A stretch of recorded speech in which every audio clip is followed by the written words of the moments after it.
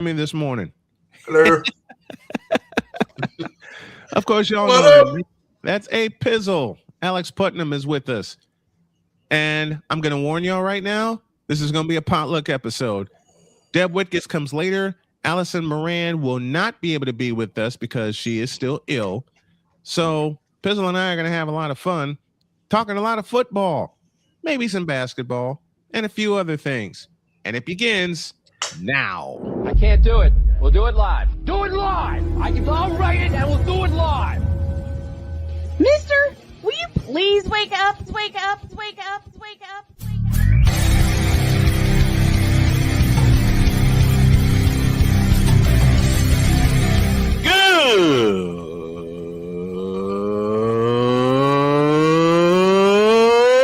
Good morning. Snowman here to all you Brock Purdy and San Francisco 49er haters. Shut up. I got to thank you, Shane. I mean, whatever happened to the games where breaking 100 points was, I don't know, unusual?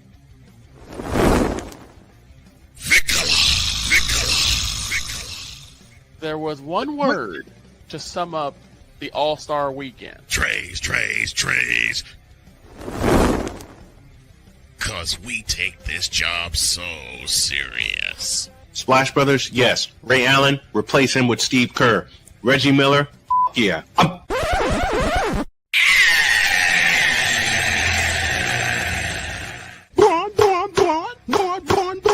What in the all types of blue hell?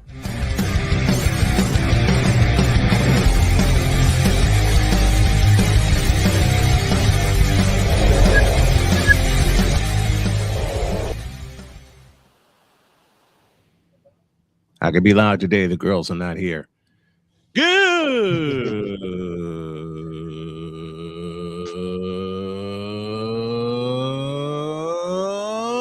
morning and welcome one and all to the fabulous, fantastic football Friday edition of Snowman in the Morning. We made it through the week. Glad y'all made it with us. This first hour is powered by Invader Coffee, fuel for the fearless. Bam. There you go. What's your flavor today, man? This is Seattle's best. Nice. Sorry, I know you're 49ers and it's all, dude. Seattle's best. Look, I'm a Starbucks fiend, if that tells you something. Well, there you go. There you go. Listen, the Seahawks may be in my division, but I got no problem with the Seahawks. I've been watching them since their AFC days with Steve Largent and Dave Craig, and all they have done was just transition to the NFC. They've won a couple of Super Bowls. I got no problem with them. Okay. Oh, this young man here is the man in charge of the Pain and Gain Pick'ems. Pain and Gain Pick'ems. That's right, ladies and gentlemen. He has hung with us for 4 years now. Yep, just about 4 years. Going into his 5th season with us. And the last 2 seasons, he's been one of our guest pickers and one of our regular pickers. I love this man dearly. And he has been an influence to me and an inspiration to me to say it plainly, get my ish together. Because after my health problems, which I can proudly announce I've come all the way back from because I'm walking better, I would watch this man. No matter what happens, it would take something catastrophic to keep him out of action. And that's the discipline that I have gotten back to beginning this week. And this man has been a big inspiration for me. So I wanted to throw him some flowers before we get started today. Thank you Mr. so much. Putnam, I love you dearly. I love tuning in to Pain and Gain Pick'ems, which is one of our biggest shows on SMSN radio. And I couldn't Fridays wouldn't be the same without you, and the Pain and Gain Pick'ems wouldn't be the same without you. I love you, brother, very much, and thanks for being a part of the crew. I truly appreciate you. I truly appreciate you. And now the intro of all intros, which I did at 2:00 in the morning. Push the button.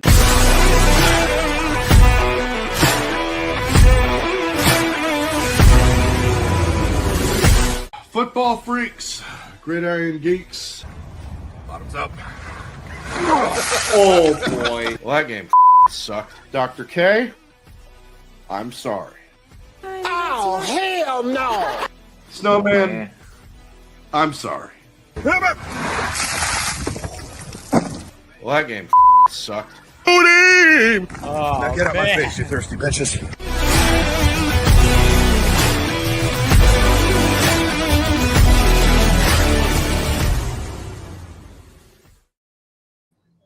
That's him. A Pizzle 90, aka Alex Putnam, is here. Ice bucket challenge. That was cold. You live in Florida. You should be used to it. There was no ice in there. It was all gone because of the humidity. Yeah, you bought it and it melted. Yes. It was supposed to be 3, but we only did it twice. 2 times. Yeah, you only had to do it 2 times because there were only 2 buckets available. Yes. When you told me that story and what precipitated it and how you had to find the buckets and get the ice and the ice wound up being melted by the time you did it. Oh, they've just got to live up to it. Got to pay bets. Yeah, got to pay up the bets. My wife and I made a bet last season when the Colts played the 49ers in Indianapolis, and she was supposed to be with me, but as I've told people as I told people when I tell people this story, she came in about 6:00, and I saw the look of exhaustion on her face, and I was getting ready, and she practically fell into me. And she looked at me and she says, "I'm not going to make it to 8:00. I said, "Baby, go to bed." Sound like Droid yesterday. Yes. Droid yesterday. I said, I told her, I said, "Baby, go to bed." And she says, "You're not going to get mad at me for not joining you?" I said, "Did you hear what I just said?" She starts laughing. And she says, "Yes." I'm like, "Baby, go to bed. Go to sleep. Sleep. Catch them Z's. Catch them Z's. Exactly. I will take care of this game." And when I'm on late, she sleeps through it because once she's asleep, she's gone. Right. Well, I kind of woke her up when D. Winters picked off Phillip Rivers and took it to the house. She came in while I was on a break and she says, "How bad is it?" I said, 48-27 San Francisco. Go to sleep. She gave me a kiss and she says, "I'm going back to bed. Hurry up and get done." You should probably do the same. I signed off that night and went right to bed. And she puts her arms around me and she says, 48 points. I said, "That's what the Colts surrendered." That's it. And she says, "Okay, you're here. The game is done. I can go back to sleep." Clark Goodlow is here with us. Anton the Tortoise, Napoleon Jonomite with the pineapples. Everybody in the chat with you know what? Of course, pineapples there. Listen, me and Spotify are gonna fight. No, you and me both. You and me both. It's happened at least 3 times ever since the Beyond the Myth, which everybody should check out. Yes. Celebrating its 6 months on YouTube. Yep. Excellent. Everybody should go check out Beyond the Myth. We should get that to over 1 million views. Fabulous documentary. Oh yes. But that song Pineapple, it's so catchy. It is. It's so catchy. You can't escape. You can't. I came in here one afternoon after I ran an errand for my wife and I put the headset on. I'm getting ready to edit. I throw on Spotify, and the first song, Pineapple. Every time. Every time. It gets it. Every time. And I'm sitting here humming the lyrics. Wife comes behind me and she says, "What are you listening to?" I gave her the headset. As I'm listening to this, she gave the headset back to me and walked out.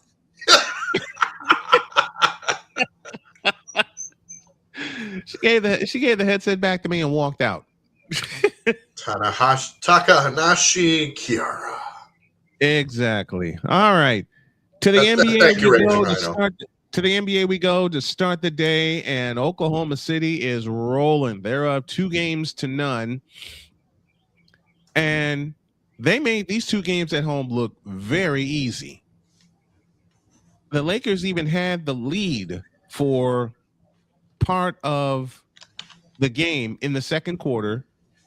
And then you turn around and Oklahoma City sprints out to a lead at the half. Is it safe to say that Oklahoma City is the most complete team in the NBA right now? Yes. Definitely showing it. Yes, absolutely. And last night proved it.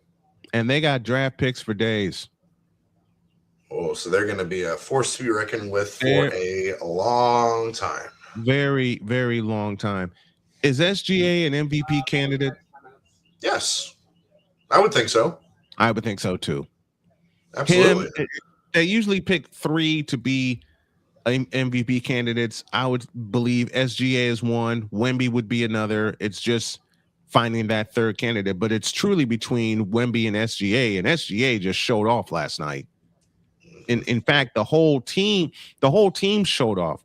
This is a team in Oklahoma City from top to bottom.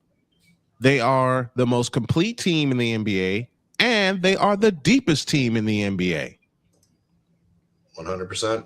And if you look at all the dynasties throughout the years, the 70s, the 80s, go back to the Celtics days, the 70s, the 80s with the Celtics and the Lakers, the 90s with the Bulls, then the Spurs, and then the Warriors. What always got them there? Depth got them there. From the floor to the bench, everywhere in between. Mark Daigneault has done a fabulous job with this team. 123-107 was the final last night. And in both games in Oklahoma City, and thank you, Rising Rhino, for being with us. And in both games, didn't it seem to you like Oklahoma City just toyed with the Lakers? Absolutely. They give me your especially in the third quarter. Yeah. Especially in the third quarter. Lakers only scored 22. Oklahoma City scored 36. 36 in the third. And they do it so fast. You blink, and the next thing you know, you've surrendered 30 points in a period to OKC. Right. They're one of the highest scoring teams in the NBA. Their defense is off the charts. All right. Through the roof. It is. It's I don't know who's going to challenge Oklahoma City for that title, because they're the deepest team right now. And like you said, and I want your thoughts on this, in that third quarter, the Lakers were creeping up the mountain, and then Oklahoma City just ran away. Give me your thoughts on that. Yeah, that's exactly what happened. Belt to ass. Mm-hmm. That's exactly what happened, especially in the third and the fourth. And the fourth quarter, the Lakers only scored 27, while the Thunder scored 32. 68 points in the second half. Mm-hmm. 68 points. Clark Goodlow said, yes, pure depth equals total team. And again, 100%. I compare it to all the dynasty teams. Depth won them those titles. He's got a point. Maybe San Antonio somewhere down the road. If San Antonio and Oklahoma City, and I said to myself, and I said to Jody, it would take a matchup like that, OKC and San Antonio, the top 2 seeds, for me to put the headset on. If OKC and San Antonio meet in the Western Conference Finals, I will put the headset on for it. That's what I think is going to happen. I think that's going to happen too, especially after the way the Spurs bounce back. Yep. I mean, they drowned Minnesota before they had a chance to get out of the pool. Absolutely. But what do you think now that the games are in Minnesota? The next 2 are in Minnesota today and Sunday. What do you think are the keys for the Spurs to really take control of this series? They need to absolutely dominate. Wemby has to be, he has to be on it. He has to be on his game 100%. Mm-hmm. And then DiVincenzo, He's most likely going to be out, I think. Yeah. So Minnesota's not going to be as deep as they were last year. Yeah, so they need to hit the gas running and don't let off. And a key player for me, aside of Wemby, is going to be De'Aaron Fox. Yes. Because in game 2, he showed what he could do with Wemby and Stephon Castle and the rest of that team. A team that a lot of people don't realize won 62 games. Mm-hmm. They won 62 games. And Minnesota surprised them in game 1 down in San Antonio. All it did was make them mad. Well, they were big mad. They were big mad. And Wemby hasn't really been Wemby in the first 2 games. Stephon Castle led them in game 2, but they had 6 players in double figures. Right. In game 2. Now, how does Wemby have to come out in game 3? And I want to look at him defensively. How does he have to come out in game 3 to like really establish himself? Ah, man. He just has to keep being himself. Keep being himself. You know a record no one looks at? 12 blocks in game 1. 12. I've never seen, even with my love for Akeem Olajuwon and David Robinson, I've never seen 12 blocks in a game. By a team, yes. By an individual, No. I had a chance a few years ago to cover a Spurs game with one of my dearest friends and Bill Schoenig, who was their radio voice for the longest time. And I had my doubts. I will say this aloud. I had my doubts about Wemby going into the season.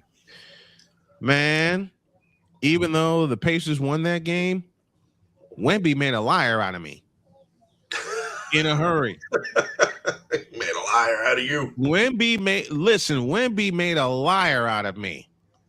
Yeah, because I remember when he came out, you were like, this guy's going to be questionable at best. Yeah, I said that. You did? And then his rookie year happened, and it shut me up. And then Bill invited me up. Told you. Yep. Yeah, I will eat that. Look. Eat a bunch of crow. Yeah. Here you go. There you go. Because I thought Wemby was not going to be all of that with all the praise that was heaped upon him. And I did watch a few complete games of him while playing in France. It didn't take him long to get used to the NBA, I'll tell you that much. No. And this kid is only going to get better. And the one thing that I thought about him, I said, if he puts on a little weight, he can really be a thoroughbred. Well, he's a thoroughbred now. Yes. Because when I went up to Cambridge Fieldhouse to do the game with Bill, Wemby gave me that shut up juice. Yes, he did. Wemby gave me that shut up juice, and I will forever take that with no problem. And now the kid's only gotten better. His 3-point shot still needs to be worked on. I still say he needs a little more upper body strength, but this kid's a thoroughbred. And now you surround him with De'Aaron Fox, Stephon Castle, and as always, a deep Spurs bench. Oklahoma City and San Antonio, if those two teams take care of business, they will be in the Western Conference Finals. That's going to be a fun game. That's going to be a fun series to watch. And and y'all heard it here first, should that series come to fruition, I will indeed put the headset on for it. Let's take a break. All right. Go ahead. Well, I think it's going to happen because the Lakers are finished. They're done. They're cooked. The Lakers. I want OKC to do to the Lakers what Denver did to the Lakers 3 years ago. Yes. And that's belt to ass. Sweep them in the new form, and let's get it over with, and let's have some fun with the end of season service. We'll pause for a break right here. When we come back, we'll take a look at things in the Eastern Conference. Can Cleveland actually beat Detroit? They were for a while, and then Cade Cunningham woke up. Snowman in the morning, back in the deuce. This is Snowman in the morning. Join Ryan McCarthy I became a Jets fan because Kurt the Frog was my favorite Muppet because he was green, and the Jets wore green. That's how I became a Jets fan. and Dustin Henry ESPN is cashing all in on let's pay a few personalities and we'll just kind of fill in the gaps. as they walk you through all of the world of sports from their perspective. The Albany Empire, it's a literal circus. No credentials required. Where, Ryan, say the tag. Where you don't need a press pass to talk sports. Every Monday at 8 p.m. Eastern, 7 p.m. Central. On YouTube and where you can find all podcasts. Oh, yes. The tradition, the pageantry, the spectacle, the history, the slut. Wait. I gotta rep my brother's stuff right. All my DMV soldiers, stand up! And welcome to the Commander's Gridiron Report. You want your commanders to be repped right? Well, D. Willie is your man. Commander's Gridiron Report. Every Tuesday at 11:05 a.m. Eastern, 10:05 a.m. Central. On the Sotoba Media YouTube channel. Music by J. Cool. Where's my soldiers? Right side. Commanders. Where's my soldiers? Left side. Join the transporter to Hades. Your butt and gut becomes one. Join the reformer of hooker whores. This is my daughter, Placenta Booty Johnson. Join the bronze car. Whenever you are in distress, take off your baseball cap and throw it in the air. Join your very own superhero of broadcasting, Chris Bass. So whatever color crayon they get, they palm it and do two circles, and that translates to, I can be the black people. As he takes you through the week's paces in Baseline. Live every Saturday at 8 a.m. Eastern, 7 a.m. Central, No, Pacific Time Zone people, just stay asleep when this is on live and just catch the recording. Oh, I'm sorry.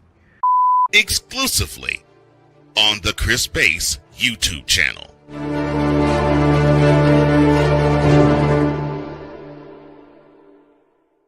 Cause we take this job so serious. I'm on Alarm Island. Give me them cocks! Okay. What in the all types of blue hell? This is Snowman in the morning.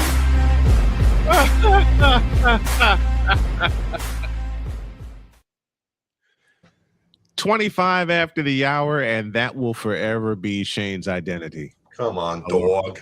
Alarm Island. Lots more to get to. Programming note, I said I would unearth the return of the Boom Shakalaka today, beginning today. I'm going to push it back to next Friday. And also, we're working on expanding to 3 hours. Oh. Yeah. So what's going to happen and we're looking at Labor Day to launch 3 hours. So here's how the Fridays are going to go. The Boom Shakalaka will end hour 2, and then Wickus' playbook will end hour 3. Speaking of Deb Wickus, she is going to join us at the bottom of hour 2 to talk some football. That's going to be fun. And can you believe it's going to be her 3rd season with us? Awesome. A 2-time Emmy Award winner. 2-time. 2-time. Absolutely. And she told me she put this show on her resume. Wow. I know, man. That's awesome. I know, man. I know. We're getting recognition, and my goal is to take my entire crew to Los Angeles for Super Bowl 61, Radio Row. That'd be nice. That's my goal. That's my goal. And that way y'all can meet the woman who saved my life. And will forever be mine. Y'all can meet the great Dr. K. All right. Yep. All right. To the Eastern Conference we go. And who's more unstoppable, the New York Knicks or the Detroit Pistons? Pistons. It's got to be the Pistons. You know what? I said this a few days ago, and I will say it again. I don't trust New York. Oh, you don't? No, because the last 2 years, they were right there on the precipice of climbing that mountain. Then they get smacked both times then they get smacked 2 times by the Indiana Pacers. Once in 7 games and once in 6 games. They have the red carpet laid out for them because they don't have to contend with Indiana, but they will next year because Tyrese Halliburton will be back and they're going to rebuild that team. But then I think about the defense of the Detroit Pistons, and my mind goes back to that defense they played in 1989. They're the bad boys. When they were the bad boys, absolutely. Now, did they piss me off? Yes, because they kept beating my Bulls. Of course. 3 straight years they beat the Bulls. 88-5 in the East semifinals, 89 6 games in the East finals, and 90 in 7 games in the East finals. This is that hard-nosed defense of the Detroit Pistons that I'm seeing, and Cade Cunningham is their leader. Jalen Duran has come on like a house of fire. Mm-hmm. And Yes, we mentioned it in the last segment that you got to have some depth, and the Detroit Pistons have some depth.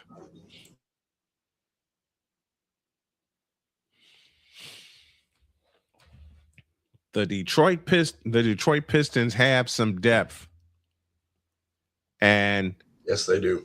That's going to do nothing but help them get to the East Finals and maybe the World Championship Series. Does Detroit's makeup A, remind you of the bad boys, and B, can they get all the way to the finals? Yes, and yes. Simply put, they do remind me of the bad boys 100%, and they have the firepower. They have the depth, like we were talking about. They have the depth to get to the finals, and I think the Pistons will do just that, especially when they have Cade Cunningham. Cade Cunningham is a monster. All right. Yes, he is. And he was another one that I had my doubts about, and he shut me up. Tobias Harris has been huge for them. They picked up Tobias Harris, and I think he's finally in the perfect offense. I mentioned Jalen Duran, a madman on the boards. Cunningham in the last game had 25 points, and Mr. Thompson picked up 10. Isaiah Stewart, Ronald Holland, Jalen Green, Karis LeVert, and Jenkins all off the bench. So a good 10-man rotation for the Detroit Pistons. And Cleveland had taken the lead early in the fourth quarter with a 6-0 run, and then no. And then the Detroit Pistons just shut the door and said no. For Cleveland, besides James Harden, and you know what? This is the time. Listen, this is the time, and we've talked about this for many, many years. James Harden always pulls a disappearing act when the lights are brightest. He was supposed to be, and I underline the phrase supposed to be, that final piece for the Cleveland Cavaliers to get to the World Championship for the first time since 2016. You know how many points he scored in game 2? 10. In 37 minutes. How many? 10. That's it? On 3 of 13 shooting, he did not hit a 3-point field goal. He hit he hit 4 free throws. He had 10 points in a time where people praise him for being Mr. It in the playoffs. He had 10 points in game 2. 10. Meanwhile, Donovan Mitchell had 31. Jared Allen had 22. Evan Mobley's another one who's fallen off the radar. 9. He only had 9. Yeah, 9. He only had 9 points. Jeez. Unreal. And this is supposed to be the team to challenge Detroit Yeah, right. Yeah. No. Just no. The team that's going to challenge Jordan is going to be New York. Yes. But at the same time, I don't trust New York. I don't trust the Knicks. I don't care how much Stephen A. Smith is crowing about the Knicks. I don't care how much Knick fans are crowing about them. I don't trust New York. To me, and I know I'm going to anger a lot of Knick fans. This team reminds me of 1993 because they were the Knicks were the number 1 seed in the East, as everybody remembers. Right. That was supposed to be the year they finally dispose of the Chicago Bulls. But then they go to Chicago and they lose 2. They lose game 3 on 3. Listen, if you were to tell me, and this was a headline I saw on the Chicago Sun-Times, if you were to tell me that Michael Jordan went 3 of 18 from the field and the Bulls win by 20, I'd have called you crazy. And then the next line says, "Shut up, it happened." Yes, it did. That was the story of the Chicago Sun-Times that Sunday. And then Memorial Day, he went completely off for 54 points. Even that series, y'all know what happened in game 5. That was the Charles Smith game. And then the Bulls close them out in game 6. I don't think this goes 6 games. No, it does not.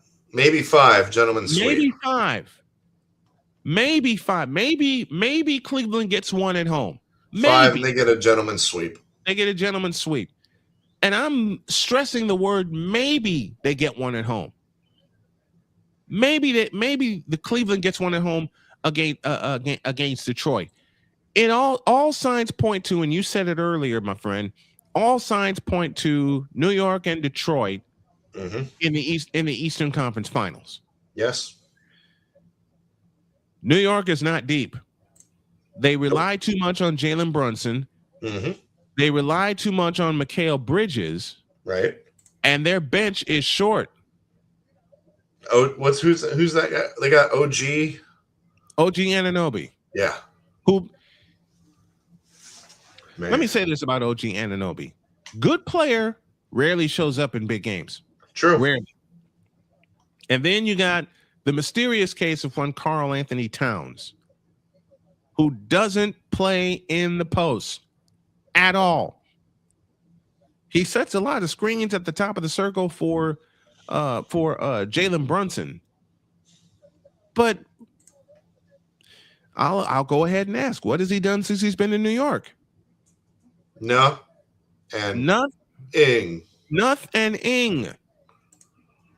And game 1 last year in the East Finals against Indiana erased him for good. True. They erased him for good. And what makes it so sad is that he was having a great career in Minnesota. Kevin Love, I'm talking to you. And then you know what happened to Kevin Love? He got moved to Cleveland. And went and fell off a cliff. And Karl Anthony Towns is now falling off a cliff. And for that reason, and the reason that they rely on Jalen Brunson entirely too much, I don't trust the Knicks. Period. Oh, Napoleon, you're wrong for that.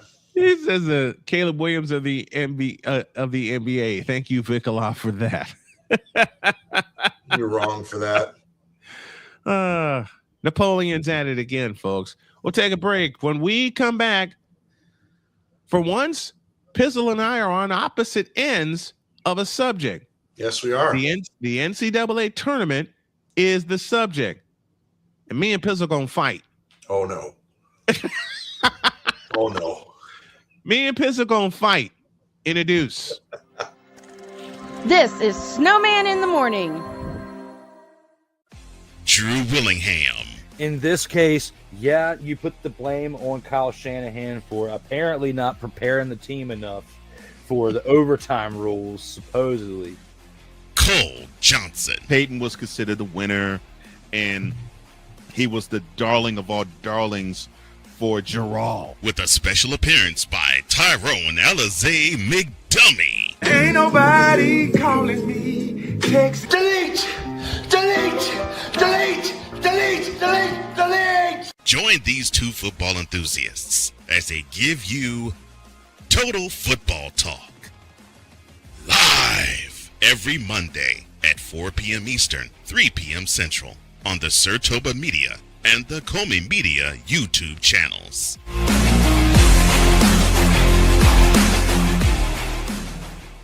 Hey, Eagles fan. Join my man Cool McCain and a host of others as they break down every single game, every single week in an objective manner, and also from a fan's perspective as well. Remember, this cast feels just like you.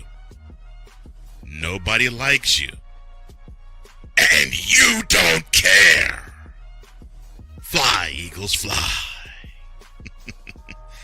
Eagles Elite Podcast. Every Wednesday at 8:30 p.m. Eastern on YouTube and other podcast outlets.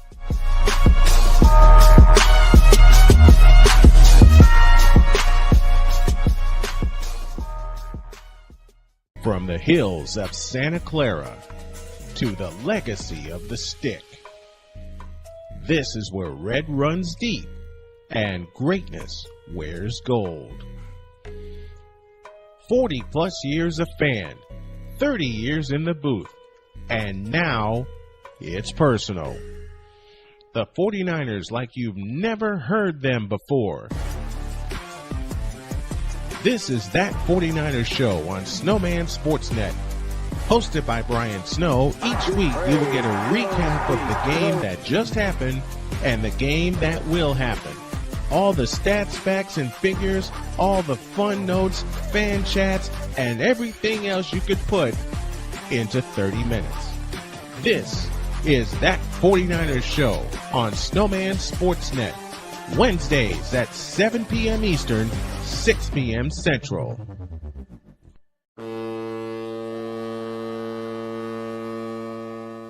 Cause we take this job so serious. What are we doing? What in the all types of blue hell? This is Snowman in the Morning. I really don't know anymore. Me neither. Me neither. 40 after the hour, 20 before the top of the hour. Okay. We don't fight. Uh-oh. Uh-oh. Of course, I say that very, very kiddingly. Your thought, I want your complete thoughts on the NCAA tournament, men's and women's, expanding to 76 teams. I did not see the women's expanding. I thought it was just the men's. Yeah, but women are expanding too. Men's and women's tournaments are expanding to 76 teams. I'm all for it. I'm all for it because a simple thing, it's called parity. Ah, okay. Some variety in college sports, you know, something different. It's just something different. So how many play-in games would there be? There would be, let's see, I believe. Would there be like 12 of them? So there's the first four, right? So that would be 2 games. There'd be 12 games. So there would be 12 teams added. So that would be 6 games. 6 games. There would be 6 games. Yeah. There will be six. You know what? I'm kind of leaning that way too. Now, I've made my thoughts known. People know when the NCAA expanded from 48 to 64 teams in 1985. I questioned it, but then I watched the 85 tournament, and then Villanova pissed me off, beating my Georgetown Hoyas. They did. But that was a fabulous game, and that was a fabulous tournament. Then they expanded to 68, and the first four is crazy. Anybody who has not watched the first 4, I am going to give you the encouragement to watch the first. I love that. I love the first 4. I'm all about the 64 teams. For me, I want to look at it. I want to take a look at it. Now McCarthy's in on the fun. He joins us. This is parody, more like parody. March Madness is a shell. Well, it's more basketball. It's more basketball. Why are you complaining about more basketball. But would they be able when okay, first of all, It's great for the bubble teams. Yeah, it would it's great for the bubble teams to see some variety of bubble teams get in. Yes. But my question is, when would it start and when would it end? We know the networks, the 4 networks that are involved, that is CBS, TBS, TNT, and True TV. That's the 4-station cluster that covers the tournament. Right. I don't know. Maybe old Snowman will get a chance to cover the tournament and put the headset on for it. Because I think no, it's not Sirius XM. It's Westwood One that has the radio coverage. It's Westwood One. You know what? I think I'm gonna throw an application in. Why not? There you go. I'm throwing an application in and be one of the radio calls. If not, I'll do it here in studio. But you think parity is going? You think this is going to help the NCAA get back to where it once was to have 70 teams in? It'll help. It'll help. It's more basketball. Less complaining from the bubble teams that they didn't get in because their record was, So who was a bubble team this past year that you thought should have gotten in on their record alone? Because the record plays a big part in who gets in and who doesn't get in. Let me check here real quick. Live research, folks. Live research. What's the Birchwood Vampires with this? What's going on, my friend? Hey, Vampire Luke, what's going on? I think Miami got in, right? Yeah, Miami got in. Okay. I forget. Maybe Oklahoma? I think Oklahoma didn't make it in. Maybe. But but now they're going to be. But is it great for the kids? Sure. But my concern is that the fan is going to spend more money for either TV or for travel. You know what, McCarthy? My thought is this. They were going to do it anyway. Just for the experience. What's up, Playmaker? I think the fans were going to do it anyway, just to have the experience of being at an NCAA tournament game. I think they're gonna do it anyway. And wherever the Final Four is, I know this past season was in Indianapolis, and you got your laptop open. Tell us where the 27 Final Four is. Is it in Vegas? 2027 is going to be in Ford Field, Detroit, Michigan. Oh, they're going to Detroit. Yes. Is it the following year they go to Vegas? 2028, let me see, is in Vegas. Yes. Okay, 28, it's in Vegas. 27 is in Ford Field. And then 29 is back to Indy. Indy's host. I think Indy has hosted it the most between Market Square Arena and now the Hoosier. They had it at the Hoosier Dome and Lucas Oil, and I love Lucas Oil Stadium. That is a beautiful facility. Did you relay my message to Indiana? Yes, I did, Playmaker.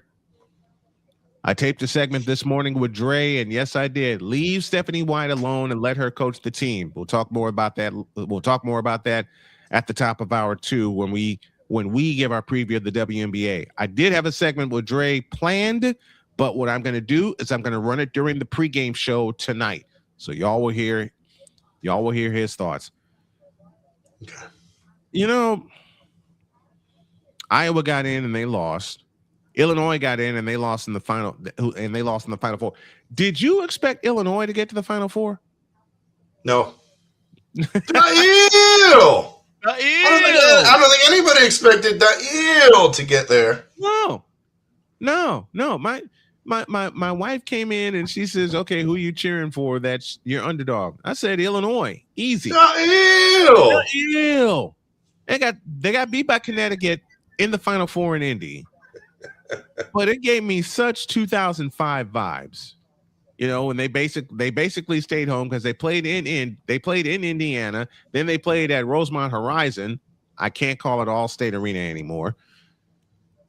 And then they went to St. Louis. Right. It gave me those kind of vibes, But I will have to see it.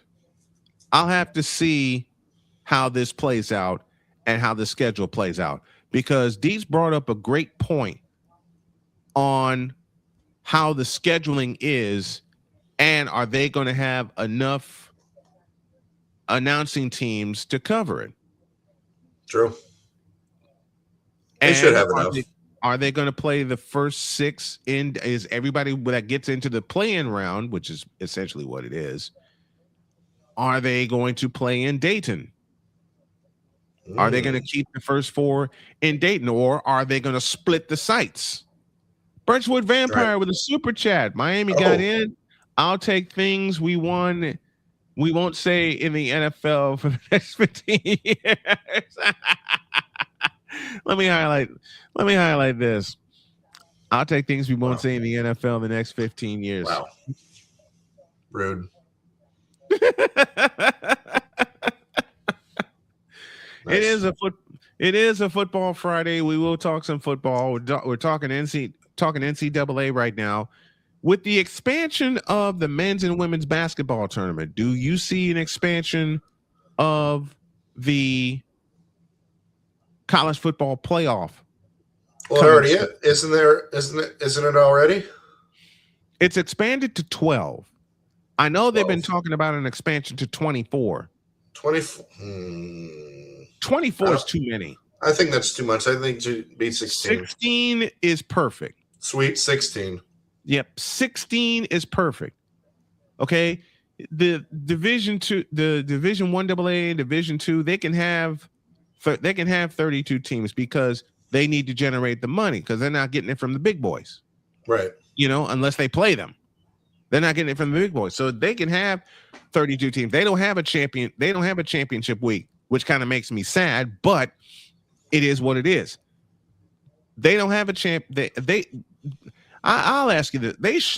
Do you think they should have a championship week like Division 1A has? I think they should. Yes. It would generate it would generate a lot more eyes. Yes, it would. It would get more views to them. 100%. It would get more views because tell me you wouldn't watch a championship game in the Missouri, and I'm using it as a pure example. If they don't have championship week for 1AA, tell me you wouldn't put your eyes on, at least for a few minutes, let's say North Dakota State and Illinois State. How about that? That would be fun. Yeah, it would.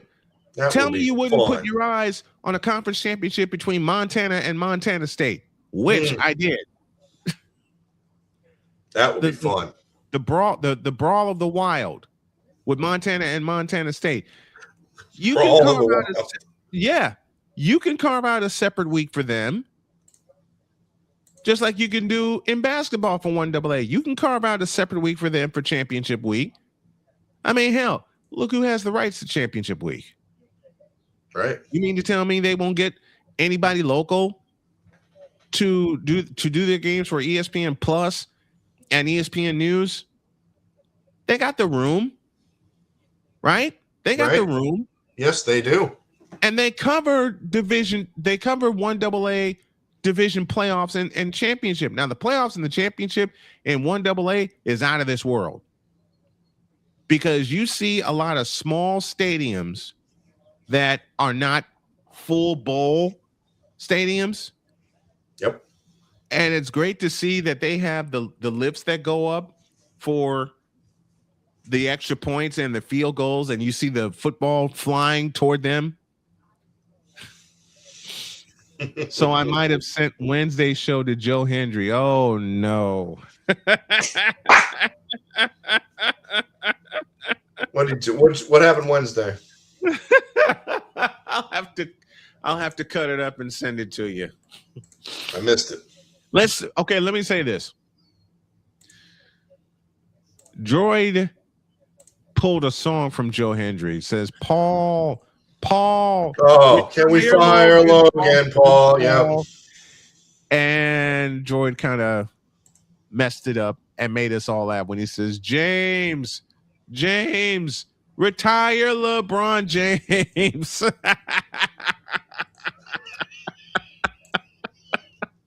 Nice. Can we fire Logan Paul? Absolutely. Logan Paul's got to go.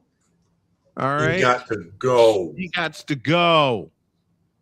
LeBron James got to go. Yes. And because this is a Football Friday, Aaron Rodgers got to go. Oh, poor Elsie Muscles. Oh, man. I feel so bad for him. I do too. He has to root for that all season. Oh, man. All year. And McCarthy, who's a bonehead. And Mike McCarthy. Oh, my God. Who Tiny Tim said Mike is McCarthy, a bonehead. He is. He is a bonehead, man. You got and LC Muscles, poor LC Muscles, has to root for that all season long. Oh man, we're bleeding into our football talk now. And thank you, Pizzo, for the discussion on the 76 teams. We'll be talking about that more as time goes on. That's right, Mike McCarthy, not Ryan McCarthy. Mike, yeah, that's Mike McCarthy. That's Mike McCarthy. Or what is not? He says not Ryan too. Oh gosh. All the rowdy friends are in the chat this morning. And LC, this one's for you. Y'all are going to have a horrible season coming up. Why? Because yes, Aaron, it is you. It has always been you. It always will be you forever and ever. Amen. Darkness retreat. Yep. Again, it's not the first. Come on, let's be. It's not the first one he's had. It won't be the last one, because the last one will send him would have him riding off into the sunset. He's going to continue whatever team he's with. He's going to hold that team hostage. I mean, he did it to Green Bay 4 times. Yep. He did it to Green Bay 4 times. He's going to hold that team hostage. Then he's going to make his decision at the last minute, and then all the papers are going to come out. He did it to Pittsburgh last year. Yeah, he did it to Pittsburgh last year, and he's doing it to Pittsburgh again. He's doing it to Pittsburgh again. Mm-hmm. See, that's when I turn the tables and lock the doors before he shows up. Make up your mind. Exactly. Don't say hard. You want to play or not? Exactly. Don't set foot in here unless you want to play for the Pittsburgh Steelers. End of story. Yep. I can't stand. Hell with it. I can't stand players like that. That whole team's hostage. I agree. That think they are just the ish, and nothing can touch them. Dear Aaron Rodgers, you lost 4 playoff games to 3 different quarterbacks to my San Francisco 49ers. Let me repeat that. You, Aaron Rodgers, lost 4 games to 3 different quarterbacks for the San Francisco 49ers. You lost to a quarterback, Aaron Rodgers, in the playoffs who only threw the ball 8 times. And that, of course, was Jimmy Garoppolo. Jimmy Garbagelo. Yep. That was Jimmy Garoppolo. He only threw the ball 8 times. Why? Because the 49ers ran for almost 300 yards. Yes, they did. Raheem Mostert ran him over. Mm-hmm. When you're watching a game with your team and they're playing somebody that they're playing a team that you can't stand, what was the last game you saw where you see a team playing yours and you see one moment from the other team and you think, oh, this game's over already? Insert Buffalo Bills versus Miami Dolphins game here.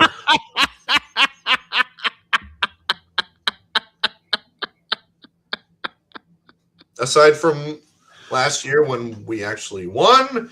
Yep. Yeah. It's insert Buffalo Bills here.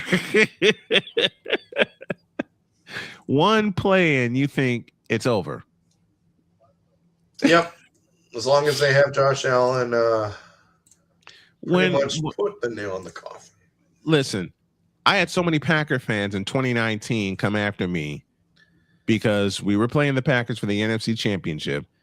Hey, we're going to beat you in your house. Then Raheem Mostert showed up, and they all texted me and said, okay, this game's over. I'm going to bed. Playmakers with this saying, Dear Orlando Magic, thanks for being total dumb nuts in the front office. What they do now? They fired their coach. For what? I don't know.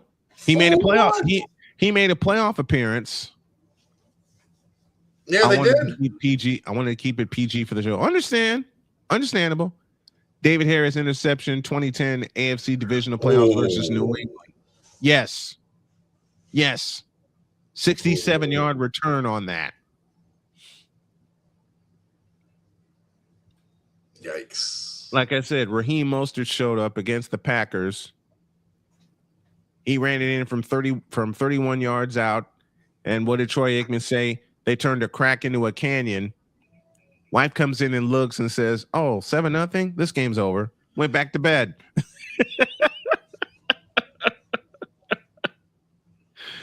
Listen, I'll give you this one before we go to break. Okay. In 2019, the Niners were playing the New Orleans Saints. Wife and I, had to work that night. We were down in North Carolina.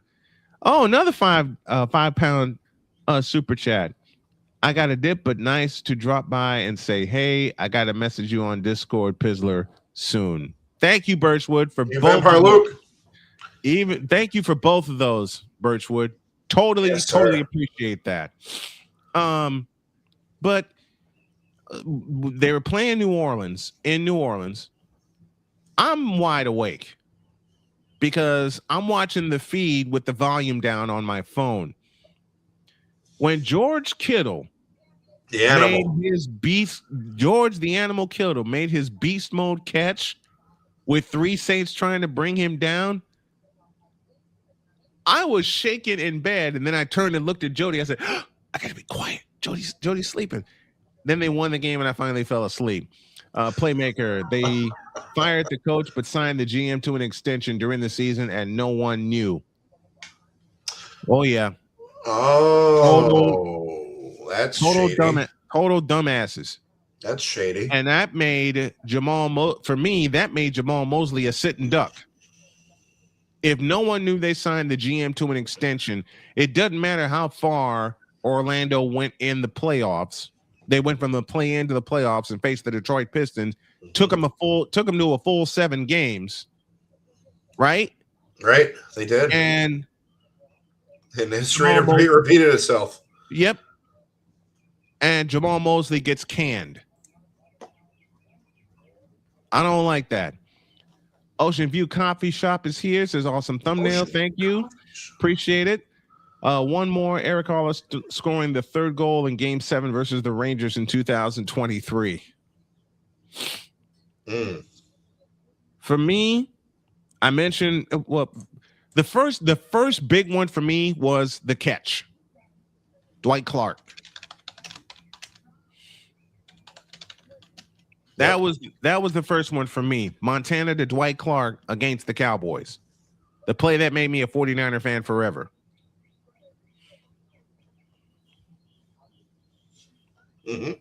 That's the play that made me a 49er fan forever. All right, we got to take a break. When we come back, we'll have our station ID, and then we'll have hour 2 of Snowman in the Morning featuring Deb Whitkus. Introduce. This is Snowman in the Morning.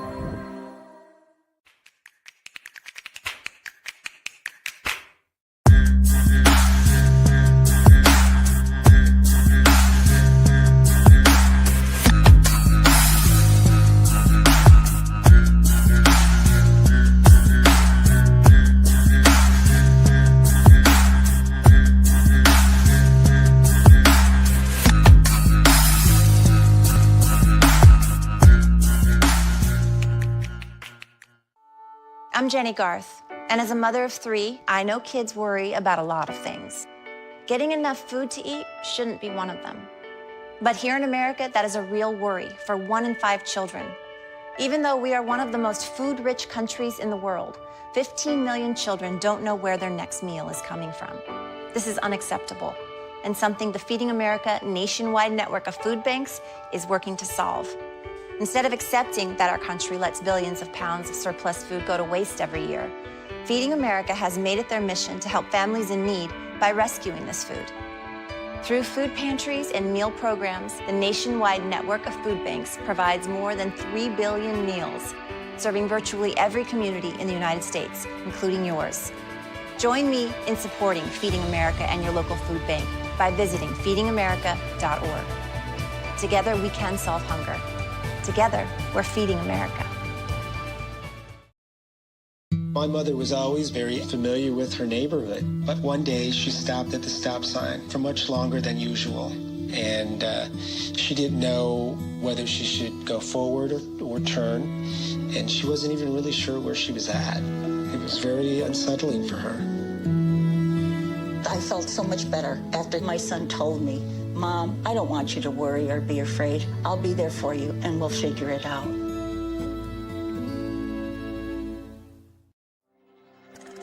This is Snowman in the Morning.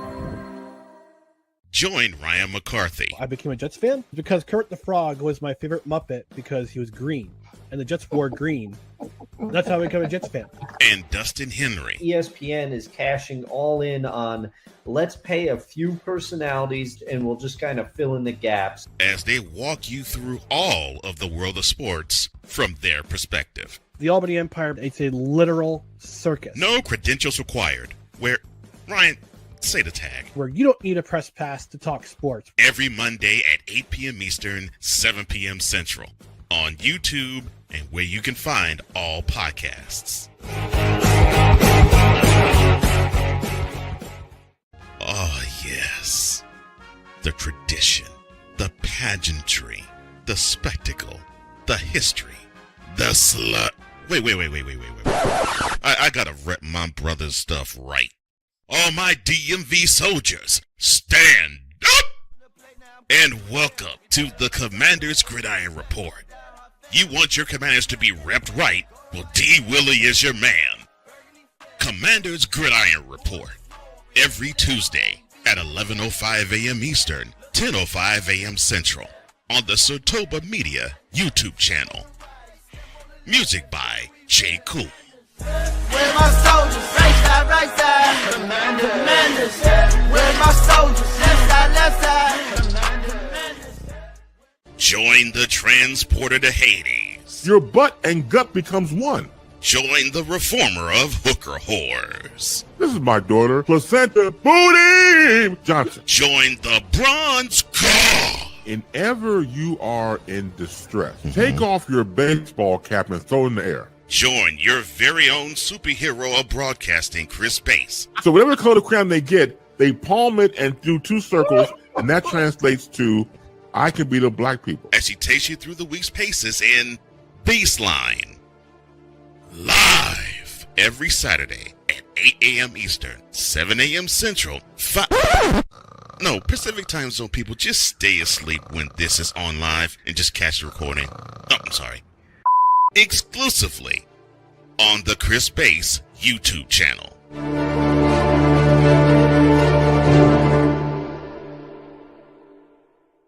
Cause we take this job so serious. I'm on Alarm Island. Give me them cocks! Okay. What in the all types of blue hell? This is Snowman in the Morning.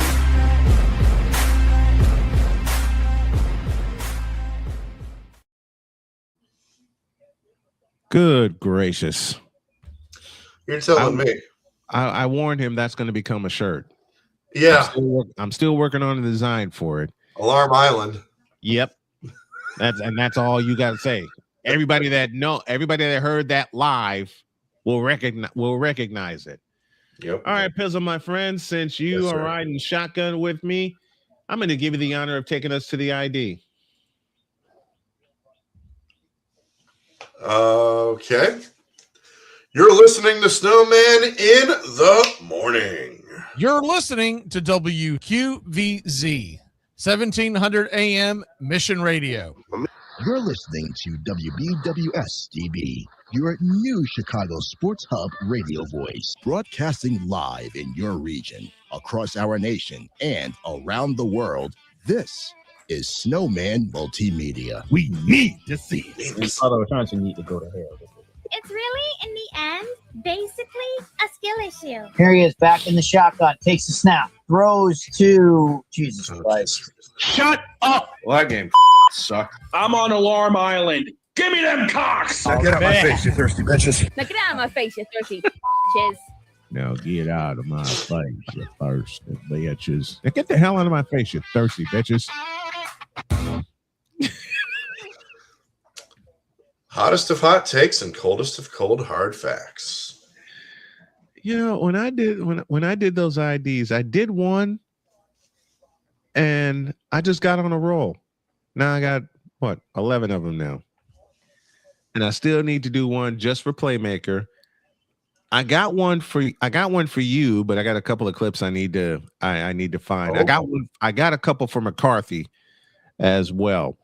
11:08, 8 minutes after the hour, and Playmaker drops Skip Bayless's GOAT list. Yes, because he's on first take right now. I'm sorry.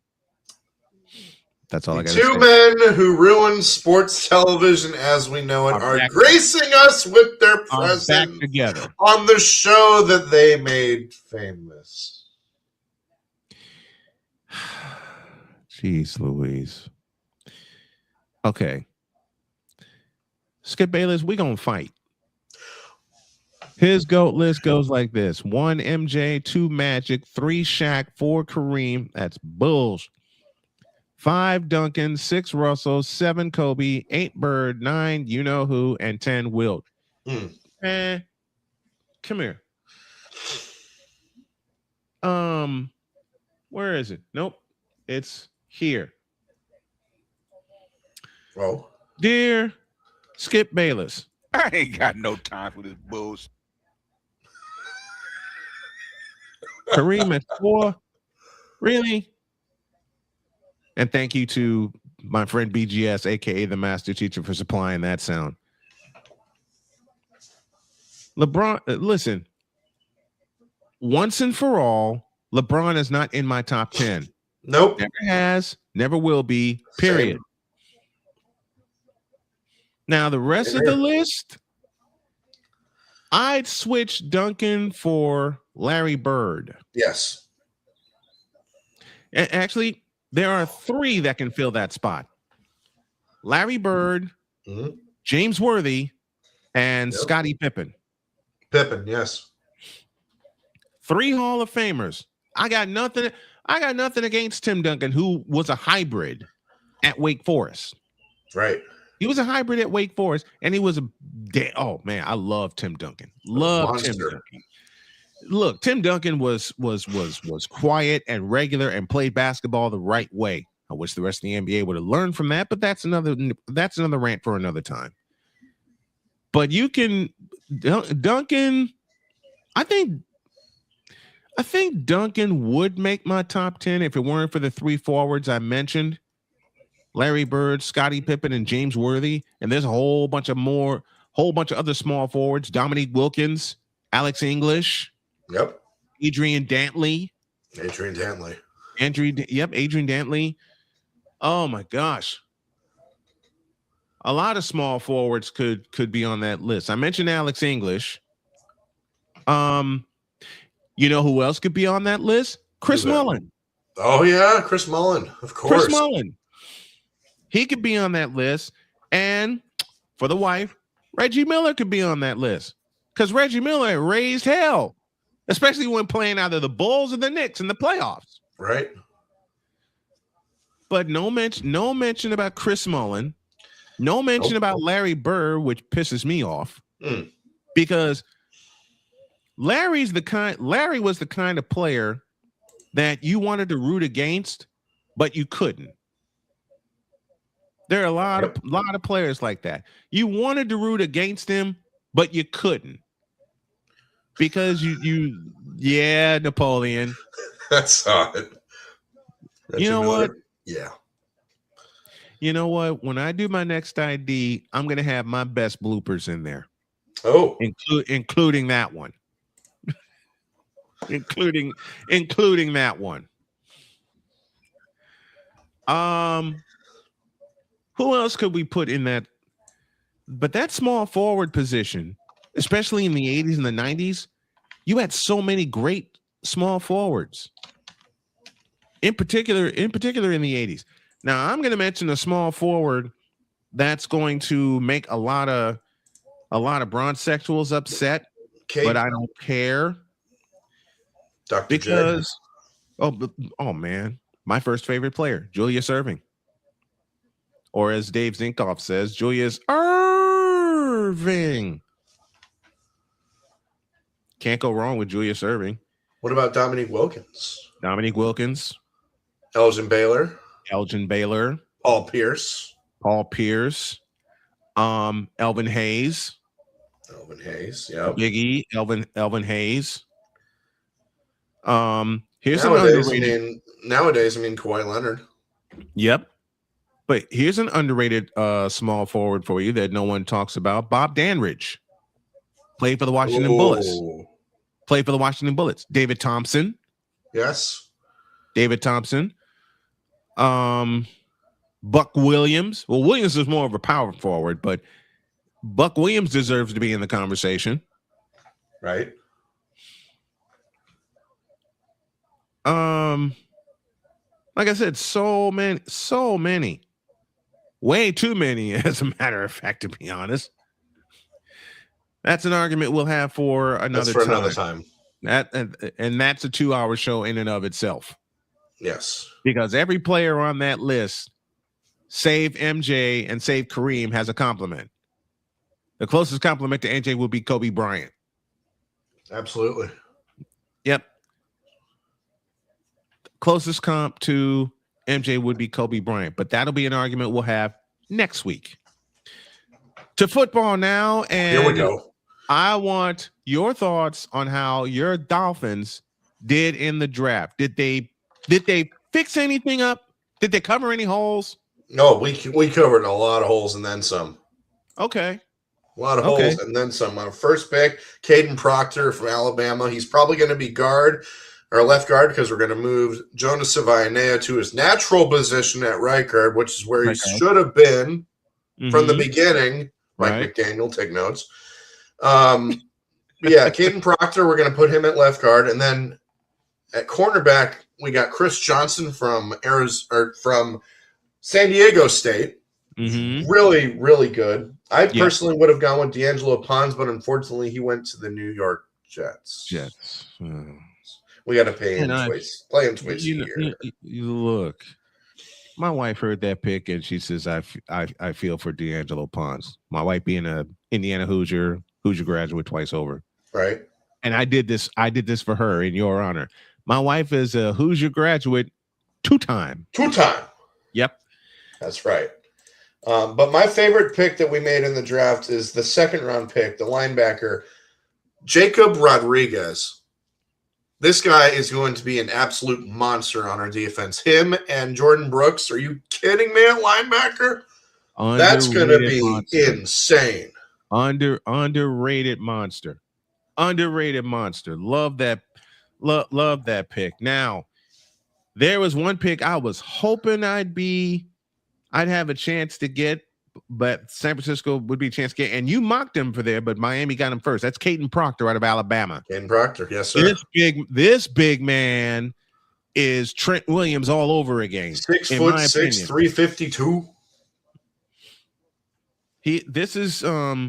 I think this is Trent Williams all over again. The understudy of Trent Williams. He can move. We all know he can block and run over people. Yes. Right? Move him to guard, and he'll excel at guard. Because he played, left tackle? Left tackle in Alabama, yes. He played tackle in Alabama. You can move him to guard, and he'll be fine. Yes, because we already have a left tackle in Patrick Paul. So keep Paul at his natural position. Caden Proctor slides into guard. Yep. And then Aaron Brewer at center, Jonas Mhm. Savainé at right guard, and Austin Jackson, who's the only question at this point because of his injury history, Yeah. and we only have him on a 1-year deal. Mm-hmm. So, but you basically have your offensive line at right yeah, you basically have your offensive line. Yes. Now, who gets the ball to lead that offense? Which quarterback gets the ball since Tua has gone to Atlanta? well, right now, I think the obvious answer is Malik Willis. I agree with Malik that. Willis or Quinn Ewers, depends on how they perform in training camp, but it's ultimately, I think it's going to be Malik Willis because we give him Why? that contract in the offseason. Right. He knows Jeff Hafley. He knows John Eric Sullivan. We put pieces around him. Now we just got to produce. Why not Quinn Ewers? This is me being curious. Why not Quinn Ewers? It all depends on how they perform in training camp and how they do in preseason. Okay. I think it's going to be an open competition. But I think it'll be Malik Willis. You know, Malik Willis deserves a fair chance. Yes, he does. He deserves a fair chance. Now, when it comes to my San Francisco 49ers, they made two moves that I questioned at first, but now I don't. They basically traded out of the first round. Right. And if anyone knows San Francisco's history, they love getting draft picks in the later rounds. They do. And they turn them. Just think back to 82. Who would have known Dwight Clark was going to be who he was? Who would have known? Matter of fact, who would have known Joe Montana was going to be who he was? And he was a third-round pick.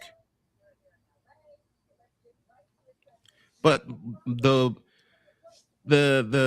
pick that I like the most for San Francisco is DeJon Stribling out of Alabama, out of Ole Miss. I beg your pardon. Out of Ole Miss. I like DeJon Stribling because now, in case Pearsall doesn't stay healthy, they got to get a couple of more receivers. But now you have that deep threat you have been wanting for ages. Well, you already got that. Mike Evans. Wow. So we got two deep threats. Yeah. DeJon Stribling and Mike Evans is I think Michael. Your thoughts on Mike Evans signing with San Francisco? It's weird. I thought he was going to be a Buccaneer for life. I thought so too. I thought he was going to be a Buccaneer for life, but that's just not how. That's not how the card. That's what just wasn't written in the cards. So how do you think the offense for the 49ers is upgraded with Mike Evans leading the receivers? Well, obviously, you got what you needed. You got the number one. You got a number one pick for Brock Purdy. Yeah. You got a number one receiver for Brock Purdy. You got a weapon, and that's exactly what San Francisco needed this offseason. And now they get DeJon Stribling, who brings another weapon, who was first pick of round 2, Romeo Height. They get an edge rusher out of Texas Tech. The Niners waited a bit longer to address this part, especially with the injuries we had over the course of the season. Then we get Kalen. You know what? I like they picked Kalen Black. I like the fact that they picked Kalen Black out of Indiana. You get Indiana. You get a national champion running back to spell Christian McCaffrey at times, who can basically do the same things that McCaffrey does. Yes. Kalen Black is that multi-use running back. Then you get Grace Halton, defensive tackle out of Oklahoma. That's huge for them because they're going to have 4 on the line a lot. And the Niners, unlike other seasons, including 2024, they couldn't pressure the quarterback because they had too many pieces missing. Right. They had too many pieces missing. Then they get this fellow who I think is going to wind up starting in round 4 That's Carver Willis out of Washington. Carver Willis. He's a tackle, right? Yep. And Do you think he's going to be on the right or left? I think he goes right. Okay. I think he goes right because the left side is pretty much set. You got Trent Williams there, and whoever they put on that side is going to be with him. So you got Trent Williams leading that side. True. You need someone on the right side, and you need some depth. Carver Willis is that. Yes, he is. I like Carver Willis. Then they get Jaden Duggar, linebacker out of Louisiana. They traded D. Winters to Dallas. They welcome back Dre Greenlaw. So two parts of the original band is back together. Is it possible that Jaden Duggar can start for San Francisco, or is he going to start on the bench and come in like in specific downs when necessary? I'm going to lean towards the latter. Yeah. Come off the bench whenever he's needed. So you think he's a depth piece? Yes, for now. For now? For now, with the potential to ascend to being a starter. Then in round 5, they get Enrique Cruz, offensive tackle out of Texas. Kansas. Out of Kansas. Why did I say Texas? Because I'm looking at something that has Texas in it. Right. Enrique Cruz, offensive tackle out of Texas. Kansas. Depth and competition. Kansas. I did it again. I'll try a third time with this blooper. Enrique Cruz, offensive tackle out of Kansas. There we go. Offensive tackle out of Kansas. Depth and competition on the offensive line. I think Willis is going to wind up being a guard, and Cruz could possibly anchor the right side, because we have suffered on the interior offensive line for many years now under Kyle Shanahan. Right. We got to get the interior offensive line addressed. Colton Willis is going to be a part of that offensive line, part of the interior part of the offensive line, because the Niners in the 80s had that interior depth. They had that interior depth because a lot of people don't realize before Steve Wallace took over as left tackle, they had a fellow named William Bubba Paris. Bubba. Yep. They had Bubba Paris and Steve Wallace. And Steve Wallace was a special teamer for many years. So the need to address the interior offensive line. Now, how about a team that we love to pick on in the New York Jets? Oh, the Jets. I think they had one of the best drafts in the NFL. Really? This year. Yeah. I mean, the first round, David Bailey, you got Kenyon Sadiq and Omar Cooper Jr. and D'Angelo Pons in the second round. D'Angelo Pons, yes. They loaded up, man. They loaded up, and expectations around the Jets, as well as filling pressing needs for playmakers at marquee positions. This is going to be a team, and I am scared to face them. Twice a year. Twice a year now. Twice a year. And Darrell Jackson Jr. from Florida State, the defensive tackle. Mm-hmm. The only question is drafted Cade Klubnik in the third round, or in day 3. Yeah. Bit of a gamble there because I thought they were for sure going to wait until 2027 to get their quarterback of the future. So yeah, we'll see. Yeah, we'll see.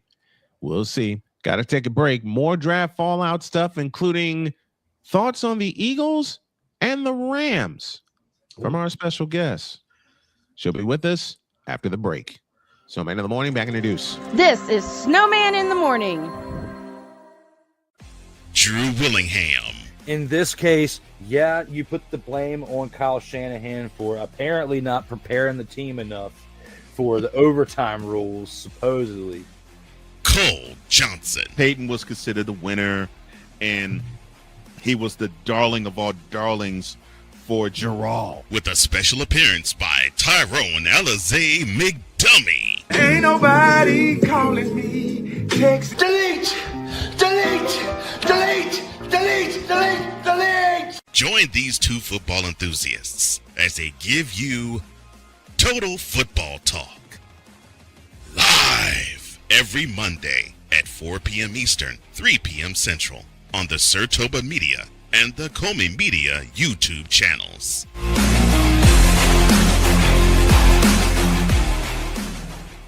Hey, Eagles fan. Join my man Cool McCain and a host of others as they break down every single game, every single week in an objective manner, and also from a fan's perspective as well. Remember, this cast feels just like you. Nobody likes you. And you don't care. Fly, Eagles, fly. Eagles Elite Podcast. Every Wednesday at 8:30 p.m. Eastern on YouTube and other podcast outlets.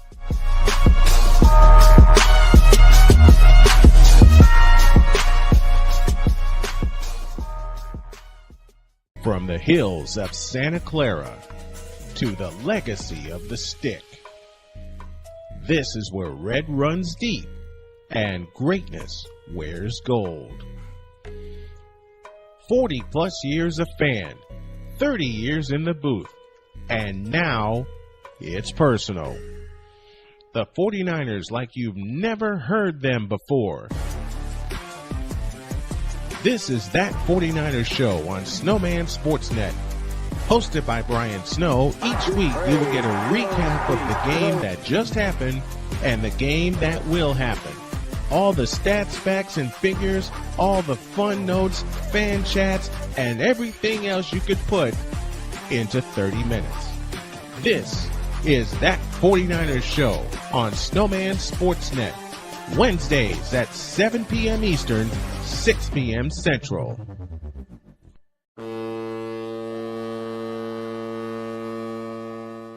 Cause we take this job so serious. What are we doing? What in the all types of blue hell? This is Snowman in the Morning. I don't know, man.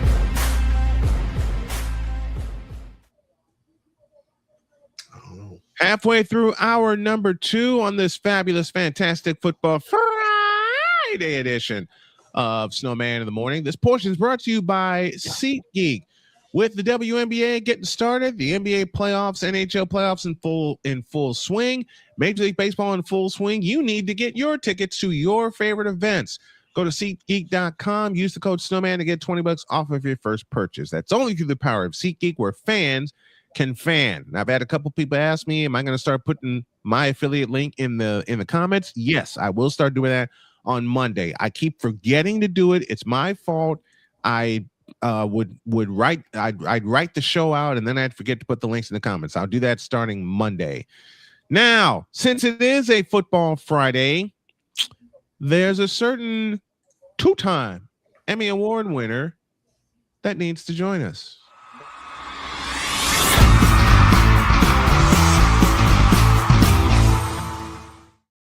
Hi, everybody. Hi, Pizzle. How are you? Hey, what's going on? It's good to see you guys both. Wow, it's. I guess it's off season, but not really, right? Like, always stuff going on. Always stuff going on in NFL, right? How are you, Deb? I'm Great to good. see you. I'm good. It's so good to see you guys. Sorry, I'm still asleep a little bit here. I don't know why. I stayed up late. Mourning the Phillies and the Flyers loss.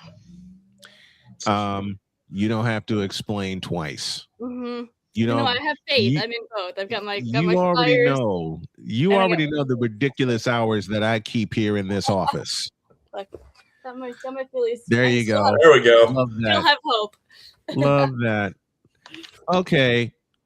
Let's talk Rams and let's talk Eagles. You were in the war room. I was with the Los I was Angeles yes, Rams. I was in the building, let's say. Oh. I was in the war room building, yes. What was that like? It was so much fun. That was my first time covering a draft and actually being close to a war room. I was in the media room, which was downstairs from where the war room was taking place. So the entire staff was actually as I was sitting there, like towards the right. It was actually a really small building, to be honest. Yeah. So it was interesting. I was one of in media. There was probably at one point there was about 30 people there. Mm-hmm. But that was when Ty Simpson was coming in for his press conference. Cannoli agrees. Cannoli says hi. Hi, Cannoli. Hey. You mentioned Ty Simpson and Cannoli makes an appearance. Yep, there we go. Both youngins, right? Yep, absolutely. So, yeah, no, it was an amazing Absolutely. experience to have, Sean McVay and Les Snead sitting there right in front of you talking about the picks that they just made. Mhm. Watch the communication department does a great job, and they had a TV in there. We all were watching, and I actually found out about the Ty Simpson pick about 5 minutes before it actually happened. Wow. So that was cool to be like on the inside there. So that was pretty neat. It was an interesting thing too, because we all know what happened with McVay, and people thought he was pissed off that they took Ty in the first round, and we didn't need a quarterback. We have Matthew Stafford. We almost made the Super Bowl. We're making a Super Bowl push this year for sure. Why would you pick a quarterback in the first round? Why would you waste that pick? Mhm. And obviously, everyone thought from his body language he was really upset, and he Mhm. debunked that. Then very next day, like he walked into the media room, and was like, "Do I seem angry?" like he away. And I wish I had the video because I have it on my phone. I could have sent it to you. Oh, But we man. were all just laughing because it was obviously he's like, I didn't know. He's like, I had no idea. He was like, something else had happened that he was upset about. So it happened right before that press conference, and he walked in, and it was not about Ty at all. And everyone, that thing blew up. Like even I was like, guys, it wasn't. I think people edited it like it was worse than it was. Granted, there was definite tension. All of us were kind of like, okay, what is going on? Because that's not McVay. He's very, exciting and always has such a great energy. And he definitely, something was off, but none of us could figure out what it was. You know what I mean? Like him. So, but yeah, it wasn't as bad as everybody was making it out to be. And then I saw reels that people were editing things out of context completely. And finally I got on. I was like, guys, this is not what happened. Like I was in the room. I was literally sitting in front of them. Like I was first row. I heard it. So yeah, and everyone knows, come on, guys, a head coach and a GM, they're going to be on the same page. Yep. And then it came out days later that, McVay had talked to Ty prior even to the draft. Like but Ty had to keep that under wraps, obviously. So yeah, it was just so blown out of proportion. And that was the first time I've been involved in something that I was there, and it went viral and grew like wildfire. And I was like, wow, I'm part of this moment. This is pretty cool. I'm right there. So I think the other time was when they fired Cardi. Also, I kind of got that breaking news as well, because I was there that day that they announced that at the Rams too. So it's cool to be there too, to be like, I'm one of the first people to hear this, because obviously their special teams was an issue last season. So yeah, and Cannoli is there too. There you go, Cannoli. Now, in your opinion, why did they pick Ty Simpson? I think because Matthew Stafford, I personally think, Matthew can stay as long as he wants, and McVay said it, and McVay stressed this is Matthew's team. He said it probably 20 times. He's going to be his predecessor. Let's be honest, and get him in there now. Jimmy Garoppolo's most likely retiring is the rumor. We don't have any information on that. McVay also said possibility that Jimmy could come back too. Like they left the door very wide open. Also hearing rumors if Aaron Rodgers doesn't go back to Pittsburgh, Jimmy might be going to Pittsburgh. So who knows? No one knows anything, right? Right. Yeah, I think they need a quarterback at some point soon. Right now they have Stetson Bennett, good quarterback, 2-time Natty champion. He'll compete with Ty, for the number 2 spot. I think it'll be a great competition. Yeah, they needed a quarterback. Let's be honest. Matthew's getting older. Matthew had back problems all the last season during training camp. Yeah, obviously MVP season. I don't think I'm glad it happened, obviously, like Matthew's MVP season, you know what I mean? But he's not young, you know what I mean? And yeah, he's probably got a lot of football left in him, but I don't know if they would have won the Super Bowl this year. Would Matthew be back? I don't think so. I think he would have. No. I think he would have ridden off into the sunset, and he's going to be 39 this year. It's going to be 30. It's going to be 39 this year. It was rumors last year he was putting his house on the market. Him and Kelly were putting the house that they lived in on the market. So that kind of says something. But I mean, he's staying because they can legit make a Super Bowl push this year. They did it last year. They can do it again. And they can. Deb and I talked all through the season last year. Pizzle World Shotgun with this. The NFC West Seattle's the champs. And to be the champs, you got to unseat the champs. The same 3 teams that made the playoffs last year could very well do it again this year. Absolutely. 100%. They could very well do it again this year. It's just going to depend. Probably will. Yeah, it probably will. It's just going to depend on who gets the number 1 seed. Does it go through Seattle? Does it go through Los Angeles? Does it go through Santa Clara? All 3 teams legitimately can compete for the number 1 seed this year. And what makes San Francisco such an underrated threat, they got as far as they did without several major pieces last year. Absolutely. Those injuries just kept you guys. I'm scared of the 49ers, to be honest. I'm more scared of the 49ers healthy than I am Seattle. Yeah. And that's Super Bowl champions right now. Look, Seattle's the world champions, but I've had a couple of Seahawks talk to me and they said, you guys are healthy. I'm scared. This is coming from a couple of Seahawks fans because Seattle beat us in Santa Clara 13-3.